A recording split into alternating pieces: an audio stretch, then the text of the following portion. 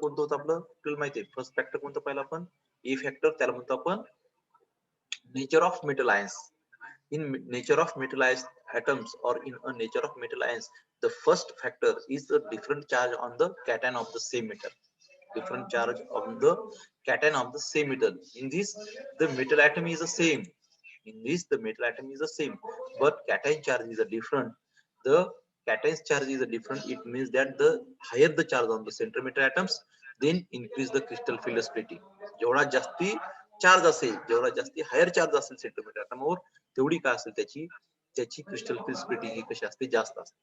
त्याच्यानंतर आपण बी पाहिलं होतं किंवा बी घेतलं होतं. Same charge on the cation of the different metal. जर चार्ज हा सेम असेल, the charge on the centimeter atom is the same, but metal atom is a different, or the centimeter atom is a different. What happened that times, that d electrons or the d electrons is increases, then decrease in the crystal field splitting. जेवढी D electrons means त्या D orbital मध्ये असणाऱ्या इलेक्ट्रॉनची संख्या जेवढी काही वाढेल, तेवढी क्रिस्टल फिल्ड स्प्लिटिंग ही काय होईल, इकडं डिक्रीज होत जाईल. This the B point. त्याच्यानंतर सी पॉइंट पाहिला होता आपण, नेचर ऑफ ट्रान्झिशन सिरीज.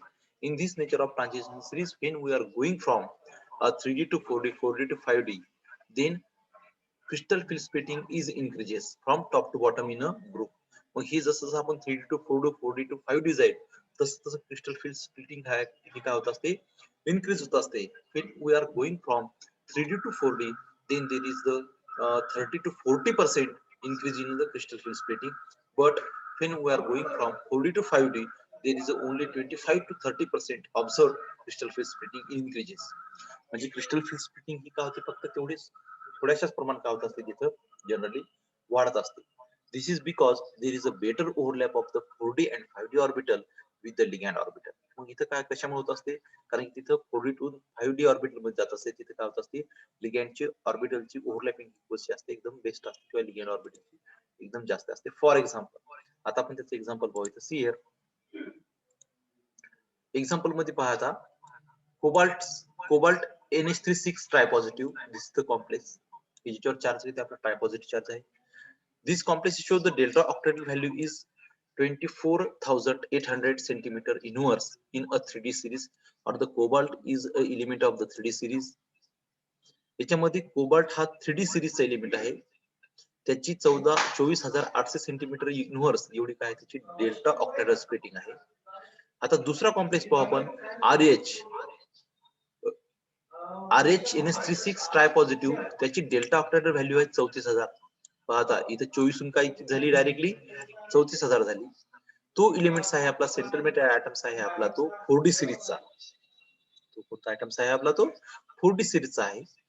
त्याच्यानंतर त्याच्या खाली अजून जर गेलो आपण, इरिडियम पहा, कोबाल्ट, रोडियम, इरिडियम ही जी आहेत, तर इरिडियम हा कोणत्या ग्रुपचा एलिमेंट आहे, 5th चा आहे, त्याला म्हणतो 5D सिरीजचा आहे. तर त्याची जर आपण क्रिस्टल फिल्ड स्प्लिटिंग जर पाहिली असेल, then sir crystal field splitting किती आहे त्याची, 41,000 सेंटीमीटर इन्व्हर्स. म्हणजे it means that from 3D to 4D, 4D to 5D, the crystal field splitting is increases in a group. किंवा क्रिस्टल फिल्ड स्प्लिटिंग काय होत असते, याची वाढत असते. किंवा क्रिस्टल फिल्ड स्प्लिटिंग जर तुम्ही पाहिलं, पहा किती झाली, खूप झाली, वाढलेली क्रिस्टल फिल्ड स्प्लिटिंग. म्हणजे पहिल्या 3D मध्ये 24,800 होती, त्याची झाली 34,000, 34,000 ची झाली 41,000. It means that the when we are going from 3D to 4D, 4D to 5D, तर तिथं काय होईल, increase in the crystal field splitting. Crystal field splitting काय होत असते, जनरली वाढत असते, किंवा क्रिस्टल फिल्ड स्प्लिटिंग काय होत असते, तिथं वाढत असते. देन नेक्स्ट जर पाहिलं आपण, तर नेक्स्टला काय म्हणतो आपण, नेक्स्ट टॉपिक जो आहे आपला, तो नेक्स्ट टॉपिक दुसरा फॅक्टर्स कोणते कोणते अफेक्ट येतात. This is the first factor which is related to the central metal atoms. This is the first factor which is related to the central metal atoms, किंवा central metal atoms काय ते related आहेत. Then the factor पहा, the geometry of complex. The factor is a geometry of the complexes. In a geometry of the complexes, in a geometry of the complexes, here what happened, in octahedral complexes the splitting of d orbital has been found to be more than twice than in a tetrahedral complexes. याचा अर्थ काय झाला, की जे काही octahedral complexes येतं, तर octahedral कॉम्प्लेक्सची क्रिस्टल फील्ड स्प्लिटिंग ही जास्त असते as compare to the tetrahedral complexes पेक्षा. For the same metal ion and ligand this difference that is the 10 DQ value is due to the two factor. मग कोणते दोन फॅक्टर आहेत की त्याच्यामुळे ऑक्टॅहेड्रलची स्प्लिटिंग ची ही कशी असते जास्त असते as compare to the tetrahedral complexes पेक्षा. मग first factor is that in octahedral complexes 6 ligand are involved while in a tetrahedral complexes only 4 ligand are involved. आपण त्या दिवशीच पाहिलं की क्रिस्टल फील्ड स्प्लिटिंग एनर्जी जी आहे ती ऑक्टॅहेड्रलची ही कशी आहे ग्रेटर आहे as compare to the tetrahedral complexes because in a octahedral complexes 6 ligand is involved and in a tetrahedral complexes only 4 ligand is involved. फक्त टेट्राहेड्रल कॉम्प्लेक्सेस मध्ये काय होतं चारच लिगँड असतात आणि ऑक्टॅहेड्रल कॉम्प्लेक्सेस मध्ये किती लिगँड असतात ऑक्टॅहेड्रल कॉम्प्लेक्सेस मध्ये 6 लिगँड जवळपास तिथे असतात किंवा 6 लिगँड असतात. म्हणून this result in 33% decrease in the field strength provided the other factor does not change. दुसरे फॅक्टर्स काही रिस्पॉन्सिबल नाही तर फक्त ह्याच फॅक्टर रिस्पॉन्सिबल आहे कोणता there is involvement of the 6 ligand in octahedral complexes and involvement of 4 ligand in a tetrahedral complexes. The second factor is that in octahedral complexes, ligand are positioned exactly in the direction of d z square and dx square y square orbital, while in a tetrahedral complexes, the ligand are not situated or the ligand are not situated any of the d orbital and thus आणि त्याच्यामुळे काय होत असते मग तिथं and thus have more influence on the TTG orbital than on the EG orbital. However, in case of square planar complexes, the degree of splitting is more than in tetrahedral complexes. याच्यात काय सांगितलं point मध्ये आपल्याला second point मध्ये असं सांगितलेलं आहे की ऑक्टॅहेड्रल कॉम्प्लेक्सेस मध्ये लिगँड जे आहेत किंवा ऑक्टॅहेड्रल कॉम्प्लेक्सेस मध्ये जे काही लिगँड आहेत ते लिगँड्स काय करतात ते ligands they are directly interact exactly in direction of the dz square and the dx square y square. आपल्या सर्वांना माहित आहे की डी ऑर्बिटलचे जे काही सब ऑर्बिटल आहे dx y dy z dx z तर हे dx z असेल dy z असेल तर हे जे काही असतात तर याच्यामध्ये ऑक्टॅहेड्रल मध्ये फक्त दोन ऑर्बिटल जे आहेत dx square y square आणि dz square ऑर्बिटल हे directly interact with the ligands orbital त्याच्यामुळे त्याची क्रिस्टल फील्ड स्प्लिटिंग कशी असते जास्त असते. In a tetrahedral complexes, this situation is not occurred. तिथं काय होते the d orbital and thus म्हणजे तिथं काय होते d orbital डायरेक्टली कोणतेच लिगँड इंटरॅक्ट होत नाहीत मग ते इंटरॅक्ट झाले तरी कोणते होतं dxy dy z dx z म्हणून त्याची काय होते व्हॅल्यू काय असते कमी असते लक्षात. म्हणून इन अ फोर्थ और डी पॉइंट मध्ये जॉमेट्री ऑफ द कॉम्प्लेक्सेस मध्ये आपल्याला एवढं लक्षात ठेवावं लागणार आहे की delta octahedral complexes having higher crystal field splitting energy as compared to the tetrahedral complexes आणि याची कारण दोन आहेत एकामध्ये लिगँडची संख्या जास्त असते एकामध्ये लिगँडची संख्या कशी असते कमी असते.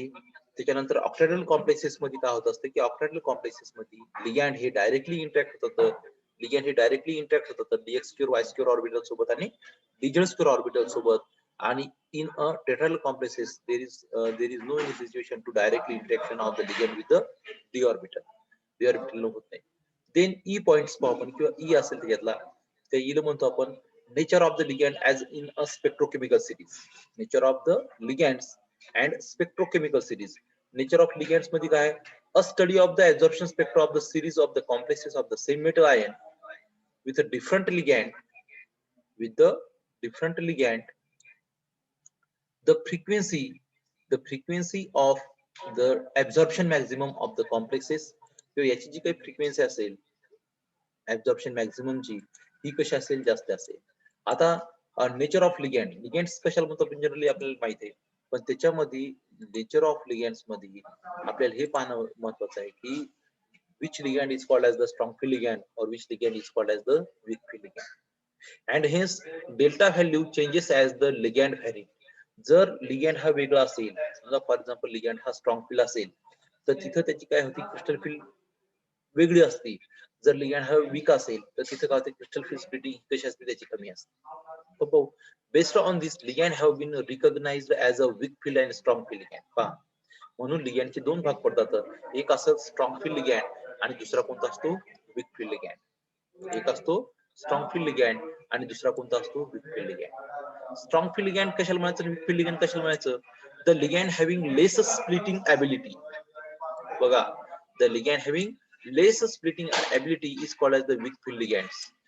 The ligand having less splitting ability are called as weak field ligand, whereas those with the greater splitting ability or those greater splitting power are known as the strong splitting किंवा त्याला म्हणतो आपण strong field ligand. याच्यातला basic difference काय आपल्या लक्षात आला तुम्हाला? स्ट्रॉंग फील्ड लिगॅंड कशाला म्हणायचं, वीक फील्ड लिगॅंड म्हणजे काय म्हणतात? The ligand having the less splitting ability is called as weak field ligand. The ligand having the high splitting ability किंवा स्ट्रॉंग स्प्लिटिंग ॲबिलिटी, म्हणजे जो D orbital strongly split up करल, त्याला काय म्हणायचं? स्ट्रॉंग फील्ड लिगॅंड म्हणायचं. जो D orbital weakly split up करल त्याला म्हणायचं वीक फील्ड लिगॅंड. सोपं. Whereas those with the greatest splitting power are known as the strong field ligand. The splitting ability of the various ligand are varied from the spectra of their complexes, and this is depend upon किंवा ही जी काही splitting ability असते हे कशावर depend असते? It is depend upon the spectra of that complexes. Strong field ligand exerts a strong field on the central metal atoms or ions and hence have higher splitting ability or higher splitting power, while weak field ligands exerts weak field on a central metal ions. See here, why this occur? Because those ligands they creates a strong electric field around the central metal atoms. जे strong field ligand असतात ते काय करतात? Strong electric field किंवा strong field काय करतात? Generate करतात कशाभोवती? त्या सेंट्रल मेड ऍटम्स भोवती. आणि वीक फील्ड जे असतात तर ते वीक फील्ड काय करतील किंवा वीक फील्ड लिगॅंड काय करतील? लिगॅंड जर वीक असला तर तो लिगॅंड काय करेल? वीक फील्ड काय करेल तिथे क्रिएट करेल सेंट्रल मेड ऍटम्स भोवती, so that they have the relatively low splitting power. कारण की कशामुळे त्याच्याकडे काय असते? लो पॉवर असते. लक्षात? In other words, the strong field ligands have the higher value of delta octahedral. म्हणून स्ट्रॉंग फील्ड लिगॅंडला काय असते? हायर व्हॅल्यू ऑफ डेल्टा ऑक्टॅहेड्रल जी असते किंवा त्यालाच काय म्हणतो आपण? ऑक्टॅहेड्रल कॉम्प्लेक्सला डेल्टा ऑक्टॅहेड्रल मीन्स काय म्हणतो आपण त्याला? क्रिस्टल फील्ड स्प्लिटिंग ही स्ट्रॉंग फील्ड लिगॅंड कशी असते? जास्त असते as compared to the weak field ligand. As compared to the weak field ligand. See here, consider the example of different ligand with the same metal ion. आता एक example पाहू आपण chromium ट्रायपॉझिटिव्ह. एक example पाहू आपण क्रोमियम ट्रायपॉझिटिव्हचं. The CFSE value increases in order of. आता पहा, see here in this example it is observed that chromium Cl6 trinegative, chromium H2O6 tripositive, chromium NH36 tripositive आणि chromium CN6 trinegative. पहा याच्यामध्ये आता काय फरक पडला? Chromium is the common central metal atoms in all the complexes. या सगळ्या complexes मध्ये क्रोमियम जो आहे तो काय आहे? सगळीकडे सारखा सेंट्रल मेटल ऍक्ट आहे. फक्त जर लिगॅंडचा जर अभ्यास केला आपण, लिगॅंड जर पाहिले तर लिगॅंड वेगळं येतं. एक आहे क्लोरीन, दुसरा आहे H2O, तिसरा आहे NH3, चौथा आहे CN. मग आता ही आणि याच्याहून आपण काय करतो? डेल्टा ऑक्टॅहेड्रल व्हॅल्यू पाहू. पहिल्याची ज्यावेळेस क्रोमियम क्लोरीन सोबत आहे त्याचे 13,640, क्रोमियम वॉटर सोबत आहे त्याच्यावेळेस आहे 17,830, क्रोमियम ज्यावेळेस NH3 सोबत असतो त्याच्यावेळेस आहे 21,680, आणि ज्यावेळेस when chromium present with the cyanide molecule then it's having a crystal field splitting value is 26,280 centimeter in moles. त्याचा अर्थ काय झाला? It is depend upon the strong field and weak field ligand. याच्यावर काय झालं? इथं स्ट्रॉंग फील्ड लिगॅंड आणि weak field लिगॅंडचा फरक पडला. म्हणून thus here Cl is a weak field ligand and CN is a strong field ligand. म्हणून इथं काय झालं की Cl जो क्लोरीन आहे, क्लोरीनची व्हॅल्यू एकदम कमी आली. कशामुळं? कारण की क्लोरीन काय आहे? एकदम वीक फील्ड लिगॅंड आहे. आणि सायनाइड जो आहे तो सायनाइड कसा आहे? एकदम स्ट्रॉंग फील्ड लिगॅंड. मग क्लोरीन हा वीक फील्ड लिगॅंड असल्यामुळे त्याची डेल्टा ऑक्टॅहेड्रल व्हॅल्यू ही कशी आली? कमी आली. आणि सायनाइड हा स्ट्रॉंग फील्ड लिगॅंड असल्यामुळे त्याची डेल्टा ऑक्टॅहेड्रल व्हॅल्यू कशी आली? स्ट्रॉंग आली, म्हणजे जास्त आली. In this way this 5 factor which is responsible for the crystal field splitting वर काय करतात? दे आर अफेक्ट करतात किंवा ते काय करतात? अफेक्ट करतात. आणि या पद्धतीनं आपलं आजचं जे टॉपिक होतं तिथं आपण त्यात कव्हर केलेले 5 आपले टॉपिक्स. आता याच्यात तुमच्या लक्षात येईल की हाऊ इट इज इन्क्रीज और हाऊ इट इज डिक्रीज, हे कसं इन्क्रीज होत असते आणि डिक्रीज होत असते. In next lecture or in tomorrow's lecture we will discuss the spectrochemical series. आणि त्या स्पेक्ट्रोकेमिकल सिरीजचा जर आपला अभ्यास झाला तर त्यावेळेस काय होईल, आपल्याला कोणते स्ट्रॉंग लिगँड आहेत आणि कोणते वीक लिगँड आहेत हे आपल्या एकदम इझिली लक्षात येईल. बरं, ज्यांनी नवीन लेक्चर जॉईन केलं त्याच्यासाठी एक एक सूचना आहे की त्यांनी एक्झाम फॉर्म आपले कालपासून परवा दिवसापासून सुरू झाले तर बीएससी थर्ड इयर साठी, तर त्यांनी प्लीज आपल्या सगळ्या मार्कशीट घेऊन, आपला फोटो घेऊन, आपलं बँक अकाउंट घेऊन ते महाविद्यालयात यायचं. महाविद्यालयातून लॉग इन आयडी आणि पासवर्ड घ्यायचा आणि जवळच्या सेंटरवर जाऊन, नेटवर जाऊन तिथे लवकरात लवकर ऑनलाईन फॉर्म भरायचा, एक्झामिनेशन फॉर्म रेग्युलरचा. आणि त्याच्यावर जेवढी काही फीस असेल ती फीस आणि जो तो फॉर्म असेल तो फॉर्म घेऊन महाविद्यालयात यायचं आणि तो ऑफिस मध्ये जमा करून टाकायचा. आलं लक्षात? तर असं जर केलं तर आपले फॉर्म लवकरात लवकर भरल्या जातील, नाहीतर फॉर्म लवकरात लवकर भरल्या